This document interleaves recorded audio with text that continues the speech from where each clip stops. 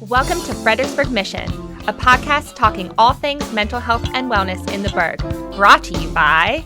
How do you shorten the time it takes to buy a car? Car buying just got easier. Pohanka365.com lets you complete as much or as little of the car buying process online. Pohanka365.com. Car buying simplified. Anytime, anywhere.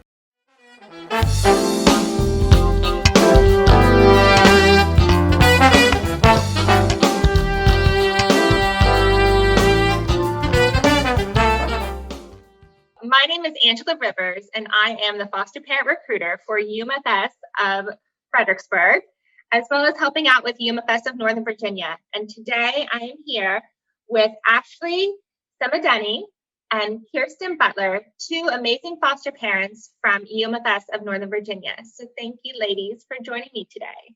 Thank you for having us. Yeah, of course.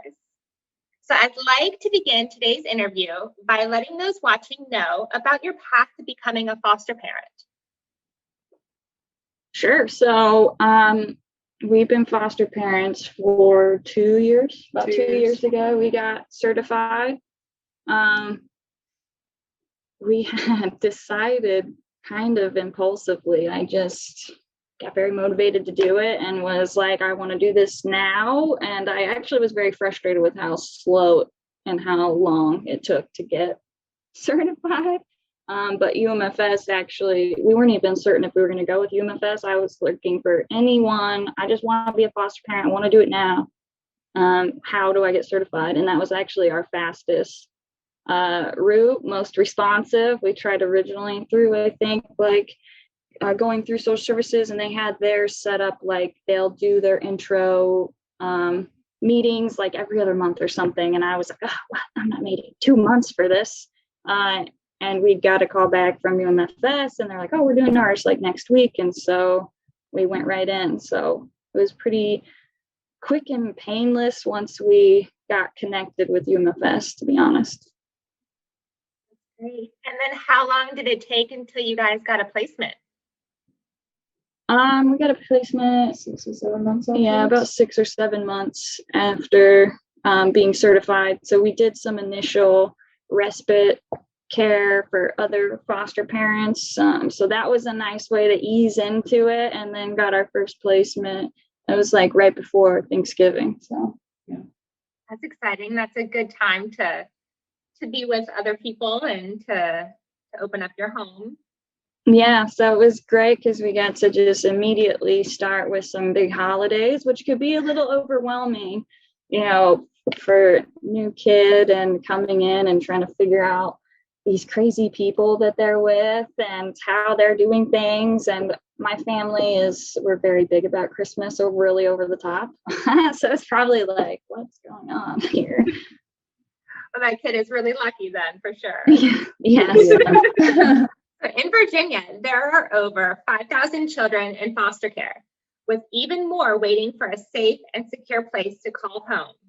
Has being a foster parent taught you anything about yourself?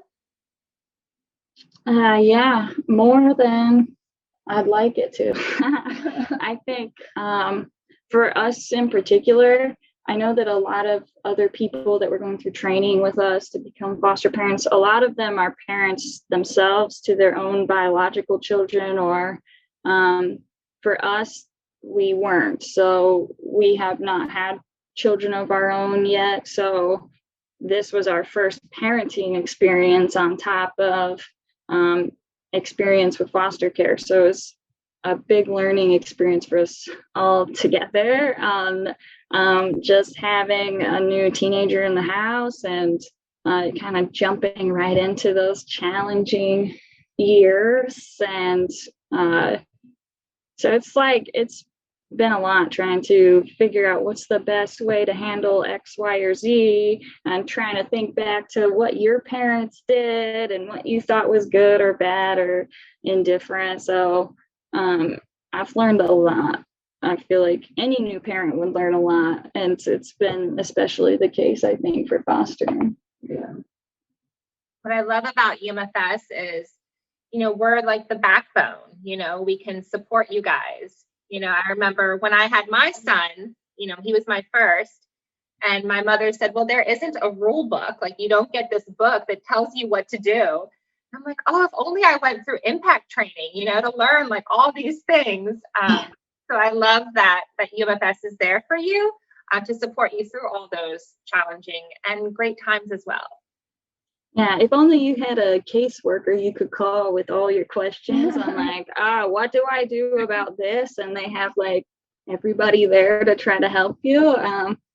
Yeah, I was on the phone like every day with my caseworker and being like, so this happened, or, we had this conversation. What do you think about this? Or it's just like, all the time. Yeah, I've been very happy that I've had UMFS supporting me so I could get all of my questions answered all the time. So yeah, definitely, especially with a teen, if you've never had children, in the home and you're starting off with a teenager with those challenging years, it's nice to have that support. Exactly. Yeah. All children and youth in care need nurturing homes that provide them with a safe place to process their feelings of grief, loss, and trauma, freedom to express who they are, and structure and support as they grow into their adulthood. Can you share how you provide an appropriate environment for your placement? Yeah, I feel, man, I don't know. I think that's so unique to each kid because so we had set up the room. We were very excited. So we didn't know when we were going to get a placement, and we went a little crazy setting up the room and decorating, and we had no idea.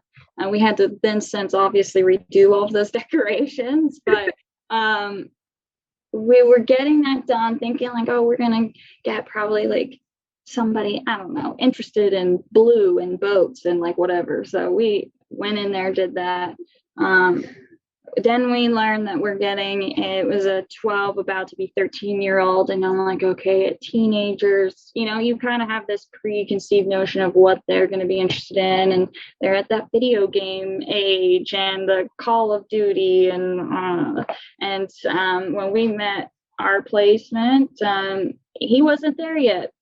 So he's more interested in the Legos and the Sonic. And so we were, okay, we still get to do those types of things still because he's not quite interested in what other teenagers might be. And that's fine. They're all on their own speed and their own path. So I think for us, that safe environment was about a place where it's okay to be who you are and where you're at. And when you're in these doors, and if you're especially for some kids dealing with bullying or our placement was having some social issues and getting along with peers, and that's pretty common. And so it was creating that safe space meant this is the place where we're going to accept you for who you are, and we don't care if you are unique and do things a little differently to the beat of your own drum, but that this is the place to do that. So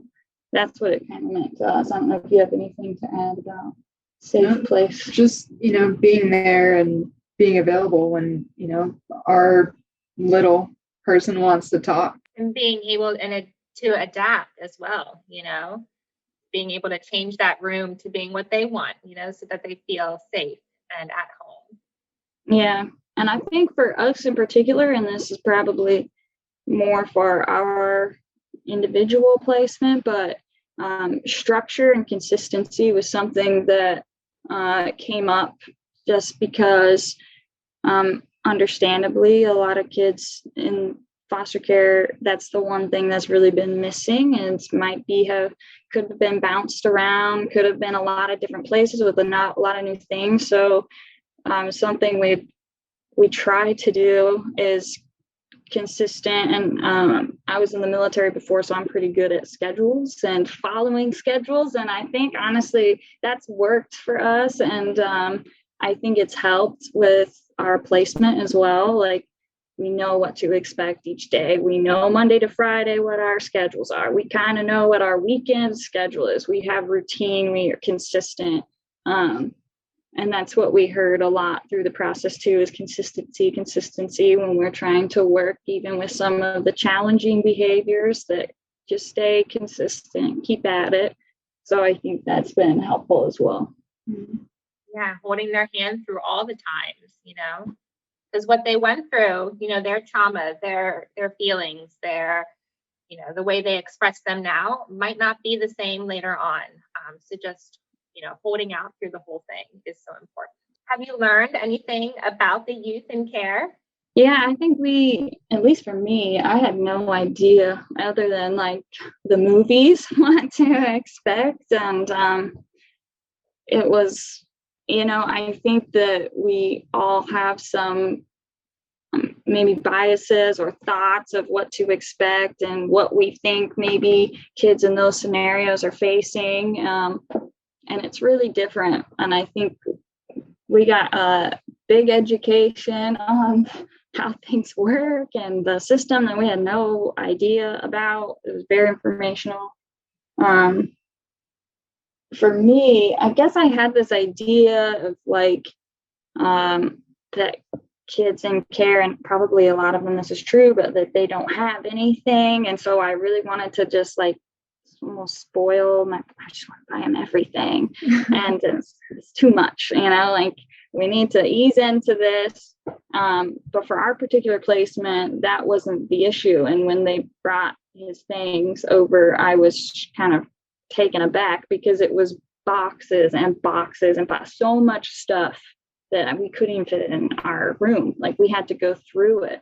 And that's not the case for every kid. Obviously, there are some that have nothing, but I had already built up this idea in my head that he's never gotten any toys. He's never had anything. He's never had any, good moments. And like, I'm here to just give him the world. And the reality is that whatever led to them being in care, they've had good memories, they've had good moments, they have good relationships and bonds and things that you have to recognize. And of course, when I'm saying it now, I'm like, yeah, why wouldn't I think that? But at the time, I was just I had no idea because I'd never experienced anything to do with this other than a movie. So I think that was eye-opening and was kind of, for us, like helpful to like recognizing their past and their ties that they still have, because those don't go away just because they're starting a new life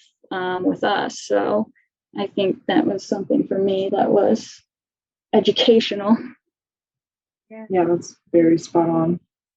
And that's what the media tells you. They tell you they come into care with enough stuff to just go into a trash bag, so for you to think the way you thought, it's not unexpected. A lot of people think that. How was it going through the boxes? Did you guys have to go through together? Did you keep everything? Were there some things that could go that he wasn't fully attached to? It was a whole operation, because I think for our individual situation, he was very attached to things and items. And even if it was like broken, what to me looks like a broken piece of plasticky toy that's destroyed, it's not really usable anymore. In his mind, it was like somebody gave that to him. And realistically, somebody gave him all of the things that he owned. And so therefore, we did not want to let go of anything. And there were some things that were just like, it was like as if he kept everything from when he was a baby, like things that were no longer like age appropriate, things that like probably 2 or 3 year old toys. And you have a 12 or 13-year-old that's still holding on to that. And we've got boxes to the ceiling of things. And it's like, okay, we have to. And so when we kind of we had to have a lot of conversations about, well, there's some 2 or 3 year old out there that's going to love this toy and they're probably going to play with it every single day. And we should donate it so that we can bring joy to other people and then make room for other things that you'd probably want to play with every day. So like trying to get him to narrow down what the special items were. And there were some special things to him that someone gave to him or whatever. And some of the things that we could let go.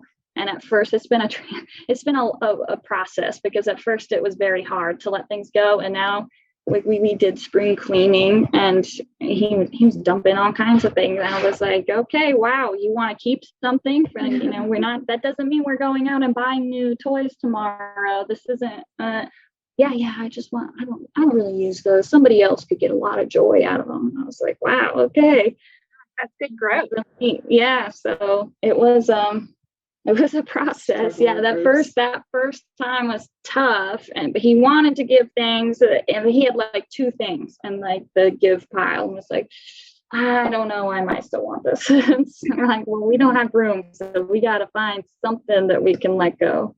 And then what would you share with foster parents about how they can support LGBTQ youth in foster care? In June, we celebrate Pride Month, and so we're always looking for those families that identify. So how would you tell them how foster parents can support the youth? Wow. So I feel like just having a very, I guess, like open and accepting environment would really help. Did you want to say? Yeah, it looks like you did. So I do. It's just like I guess like wording it, just always being that, like celebrating the little wins. Like not everyone is like so sure about everything, and being in a new environment, and then also on top of being LGBTQ, it's almost like I don't know, like an added secret.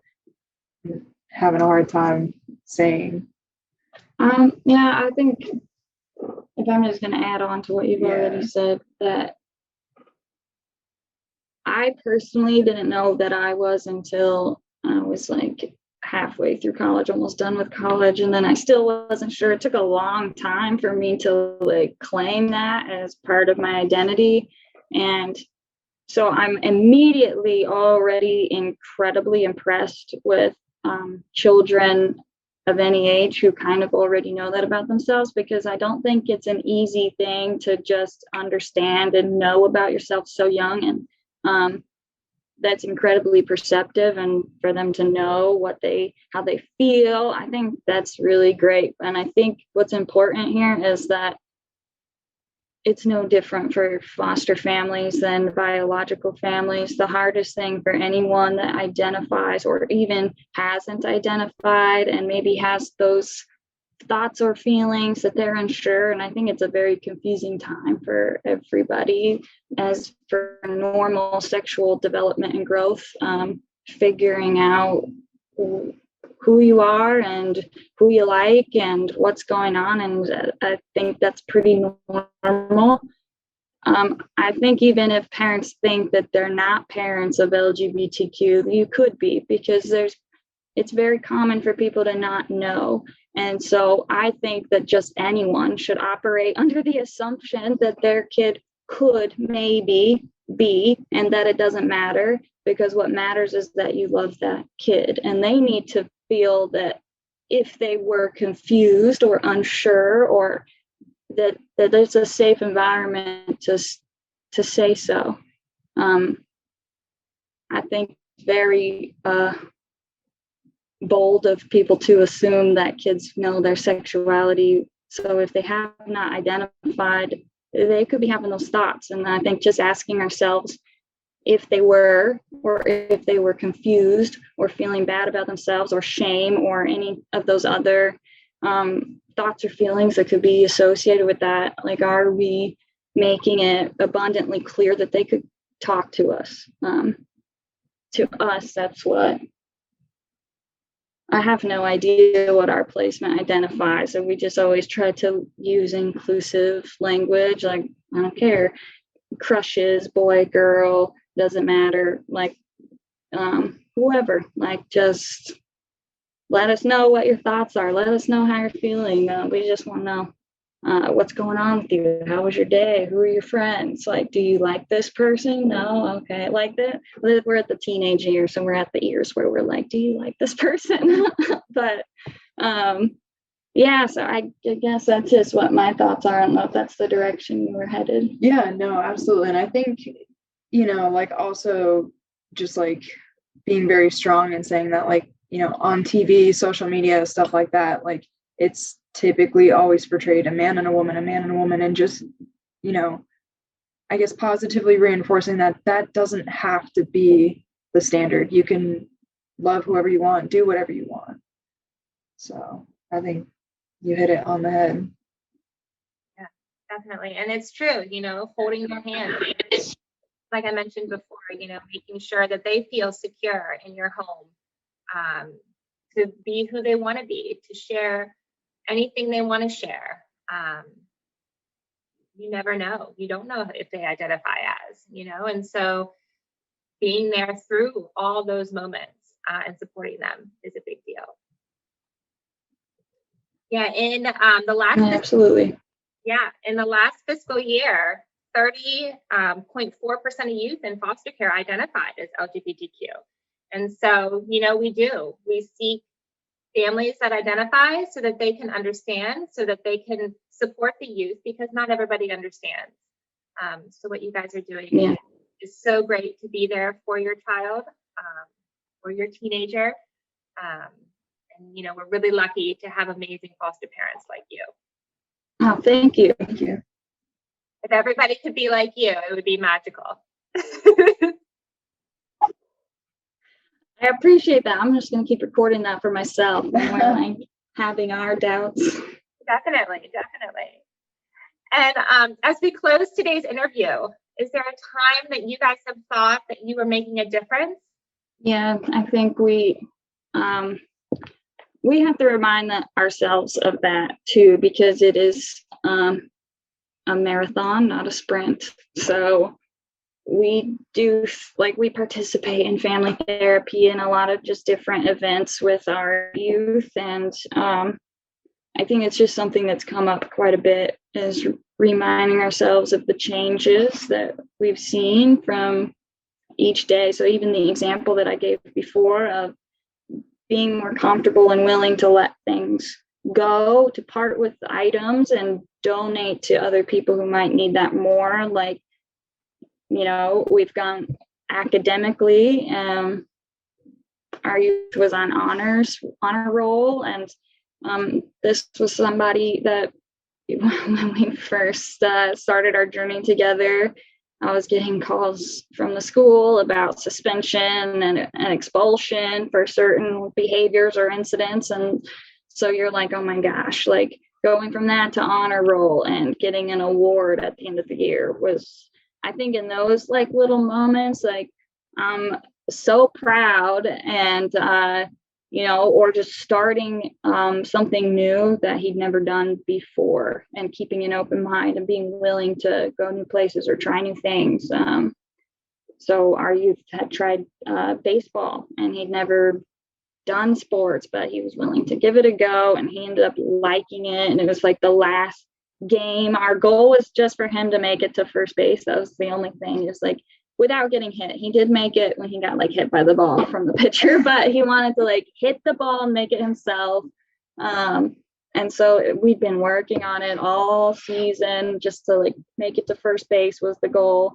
And the last game, he hit it and he made it all the way to first base. He made it all the way around, like not on his hit, but he'd almost scored a run before all 3 outs. And he was just like, I was like about to cry. I was so proud because it took the whole season just to make it to this goal. But we made it the last game, and I was literally like, oh my gosh, he made it, with my like camera out. Like all the other like little league parents are like, what is wrong with this girl over here? But I think in those moments, it totally just blows out of the water for me, like any challenges or any of the typical teenage moments where you're like, oh my gosh, Mr. Frickin' Attitude right now, or like, like I'm every person that's dealt with a teenager can relate to me on that one. And like those moments, I'm like, wow, like this is incredible. Like he's playing a sport and he made it to first base. He made it to honor roll. He made it to, I mean, like, it's just crazy. And it feels like a long time when we're in it every day and we're in our routine and we're a family now. But like realistically, it's a year and a half, and it's a year and a half of a 14-year life. So it's actually a small sliver of time for what his total experience has been. And I think we remind ourselves of that. It's sometimes easy to forget when we get lost in the day-to-day stuff, but we often will talk about it and remind each other, like a year could be like, it's a long time for us, feels like a long time, but it's really not in his whole lifespan. And that's incredible to have those changes. So those moments feel really good, make it all worthwhile. Yeah, you're certainly making a difference. You certainly are magical. So you should remind yourself of that all the time, because being a foster parent isn't easy, and what you're doing is such a great thing. So we appreciate it immensely at UMFS that we have you guys here for us, for the children. And so, yes, we would love more amazing foster parents like you. No, thank you so much. Well, thank you guys for sharing your story with me. I really, really appreciate it. It's always nice to hear from the mouths of those that have walked in the shoes, so that other people might want to do the same thing. Yeah, absolutely. Thank you for having us. Thank you. Of course. Thank you for joining us. I'm Angela Rivers with Fredericksburg Mission. Tune in at Apple Podcast, Spotify, or anywhere you listen to your podcast. Join us again next week for our next episode.